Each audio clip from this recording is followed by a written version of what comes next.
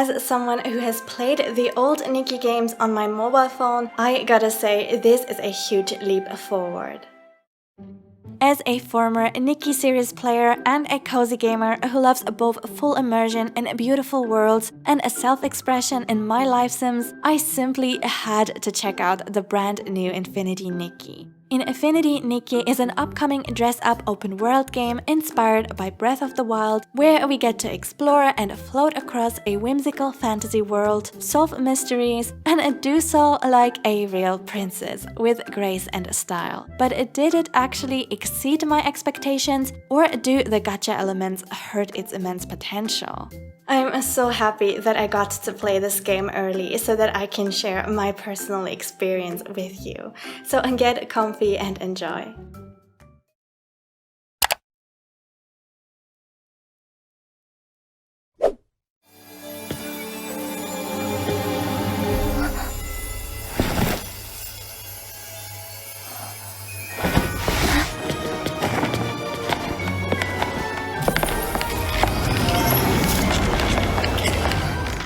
In the beginning of the story, Nikki and her companion Momo are drawn into the fantasy world of Miraland through a portal in a closet, pulled in by a mysterious red dress. As soon as I saw the game and those beautiful cutscenes, I was pretty much blown away. As someone who has played the old Nikki games on my mobile phone, I gotta say this is a huge leap forward.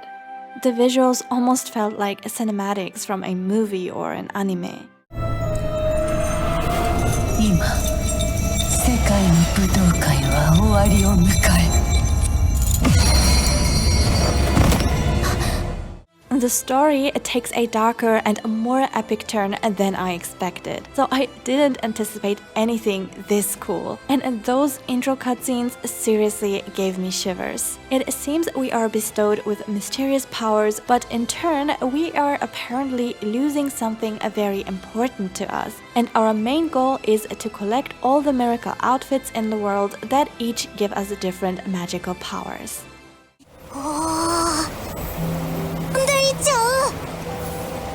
私たちも飛べるよ。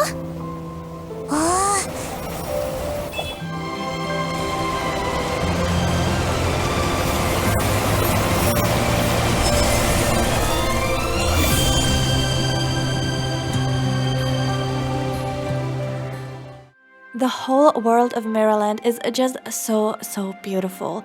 And it felt so whimsical in a way that we are basically floating across the world in these adorable outfits. It really made me feel like a little girl in a dreamland.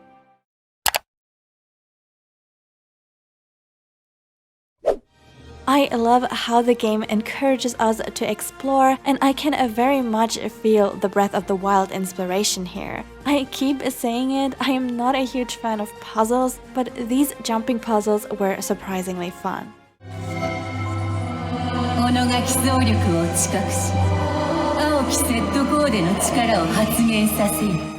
We can also just float on top of cliffs or rooftops of the town, and just navigating the map felt extremely satisfying and just so magical. And since we are basically collecting Whim Stars to complete our Heart of Infinity shards, it also felt very rewarding to go out of my way and explore, because there would be things to collect in every corner of the map, and I love when games let us do things like these.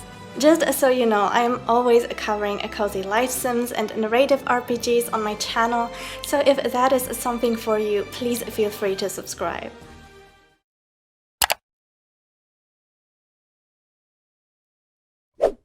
The core of the game lies, of course, in the fashion. There are so many outfit collections to complete in a variety of different styles and attributes, from a sweet and cutesy, elegant and graceful, to a more alluring and casual chic. Each outfit also has its own rarity ranking, and it took me quite a long time to browse through everything that this early playtest had to offer. As we gain access to our wardrobe for the first time, we can also see how customizable our character is. We have 4 different skin tones to choose from, and aside from the obvious customization from top and bottom wear, hairstyles and accessories, we can even customize our makeup in detail. And we also have a few nice little gimmicks, such as changing the lighting and the mood in the dressing room.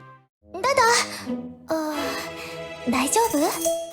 大丈夫ない10行以上の文字を読むと頭が痛くなるわ今は優秀な新人スタイリストを歓迎する方が大事よ多眼鏡スタイリスト協会へようこそニキ And of course, we need to capture our beautiful creations, which is where the photo mode comes in super handy. It is any fashion enthusiast's paradise because we get different poses, lighting, free rotation, angles, and filters.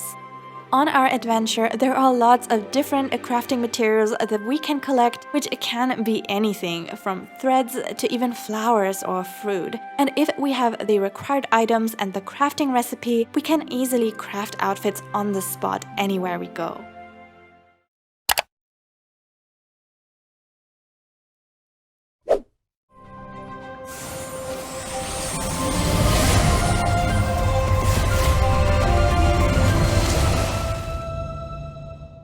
So Infinity Nikki is a free-to-play game, and that sounds great at first, but that also means that the developers have to find other ways to monetize their game.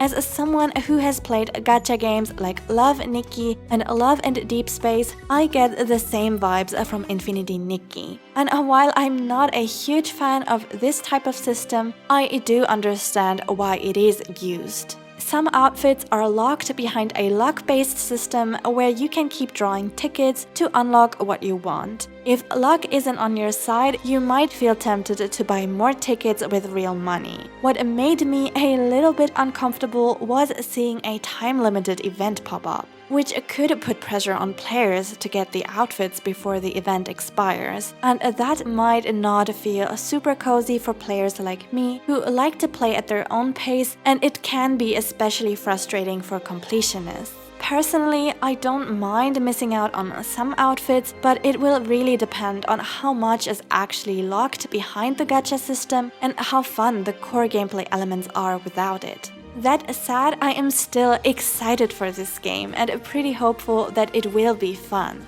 The open world elements, puzzles, exploration, and quests look really fun so far, and the story will likely be compelling enough to keep following. So I'm keeping my hopes up for Infinity Nikki, but what about you? I would love to hear from you in the comment section. But that is everything from me. Have a lovely day, my friends, and see you in the next video. 有効でを使えば先へと進めるであろう。なんだか空まで